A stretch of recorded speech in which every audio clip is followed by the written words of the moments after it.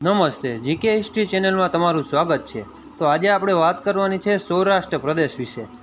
પ્રાચીન કાળથી સૌરાષ્ટ્ર એક સુંદર, સમૃદ્ધ, સભ્ય અને શિષ્ટ પ્રદેશ તરીકે ઓળખાય છે। આ પ્રદેશની ધરતીમાં સૌંદર્ય અને સરસ્વતી, શ્રમ અને શૌર્ય તથા વેપાર અને વીરતાનું આબાદ સર્જન થયું છે। વળી સૌરાષ્ટ્ર એ સંત, સુરા, સતી, ભક્ત અને દાતાની ભૂમિ તરીકે પણ પ્રસિદ્ધ છે।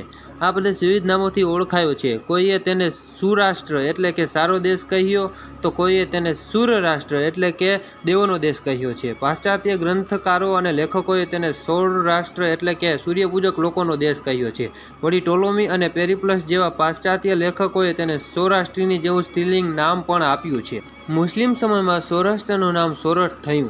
અકબરનામા, આઈને અકબરી અને તવારીખે સોરઠ ગ્રંથોમાં સોરઠ નામનો ઉલ્લેખ છે। પછીથી તો સૌરાષ્ટ્ર નામ દક્ષિણ સૌરાષ્ટ્ર માટે જ વપરાતું થયું હતું। કાઠી પ્રજાએ સિંધમાંથી કચ્છમાં થઈને સૌરાષ્ટ્રમાં આવી અહીં એક મોટો વિસ્તાર કબજે કરી લીધો હતો। પછી ગાયકવાડ અને પેશવાના લશ્કરો સૌરાષ્ટ્રમાં મુલકુગીરી નામની ખંડણી ઉઘરાવવા આવતા થયા, ત્યારે તેઓએ સૌ પ્રથમ કાઠીઓનો જબરદસ્ત મુકાબલો કરવો પડ્યો હતો।